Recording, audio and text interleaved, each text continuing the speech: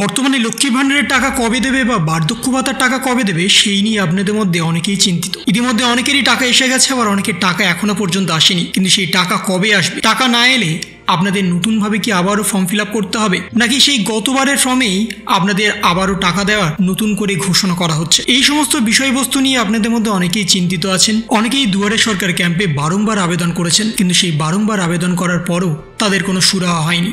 এখনো পর্যন্ত তাদের ব্যাংক অ্যাকাউন্টে একটা টাকাও এসে পৌঁছায়নি। কিন্তু আজকে একটা বড় ঘোষণা হয়ে গেছে রাজ্য সরকারের তরফ থেকে। টাকা কবে আসবে, কখন দেবে এবং কাদের দেবে সেই বিষয়ে রাজ্য সরকারের তরফ থেকে সরাসরি জানিয়ে দেওয়া হয়েছে আপনাদের সকলের উদ্দেশ্যে। বর্তমানে প্রধানত লক্ষ্মী ভাণ্ডার এবং বার্ধক্য ভাতা এই দুটো টাকার জন্যই অপেক্ষা করছে বাংলার হাজার হাজার মানুষ। কিন্তু সেই টাকা এখনো পর্যন্ত হয়তো আপনাদের ব্যাংক অ্যাকাউন্টে অনেকেরই এসে পৌঁছায়নি। তাই আমাদের রাজ্যের মাননীয় মুখ্যমন্ত্রী শ্রী মমতা বন্দ্যোপাধ্যায় জানিয়েছেন এবার আপনাদের টাকা ছাড়ার কাজ শুরু হবে। কিন্তু প্রশ্ন হচ্ছে এখন পুরানো যারা আবেদন করেছিল তারা কি দোষ করেছে, তাদের টাকা কবে দেবে সেই নিয়ে এখন একটা বড় ঘোষণা হয়ে গেছে। আপনাদের সকলেরই জানা আছে যে প্রতি মাসের 1 তারিখ থেকে 10 তারিখের মধ্যে টাকা ছাড়ার কাজ শুরু হয়। কিন্তু সেই টাকা ছাড়ার কাজ শুরু হলেও প্রতি মাসে সবাই টাকা ঢোকে না। আবার অনেকের টাকা এসে না পৌঁছালে তারা আবারও দুয়ারে সরকার ক্যাম্পের জন্য অপেক্ষা করে, আবারও তারা নতুনভাবে ফর্ম ফিল আপ করে। কিন্তু এই ফর্ম ফিল আপ বারংবার করার ফলে তাদের ফর্মটা সম্পূর্ণভাবে রিজেক্ট হয়ে যায়,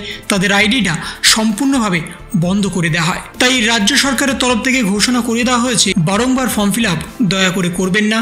একবার যে ফর্ম ফিল আপ করেছেন তার আপডেটটা একবার চেক করুন, তারপরেই নতুনভাবে ফর্ম ফিল আপ করার জন্য বিডিও অফিস, গ্রাম পঞ্চায়েত, এসডি অফিসে গিয়ে যোগাযোগ করুন। কিন্তু যারা পুরানো আবেদন করেছিলেন 2022 সালে, 2021 সালে, 2023 সালে, তাদের জন্য সুখবর যে তাদের টাকা ছাড়া কাজ কিন্তু ইতিমধ্যেই শুরু হয়ে গেছে। হয়তো আপনাদের পরিবারে অনেকেরই টাকা এসে গেছে লক্ষ্মী ভাণ্ডার এবং বার্ধক্য ভাতার টাকা। গতকাল থেকেই টাকা ছাড়ার কাজ শুরু করে দিয়েছে রাজ্য সরকারের তরফ থেকে এবং সেই টাকা হয়তো আপনাদের ব্যাংক অ্যাকাউন্টে এসে পৌঁছেছে।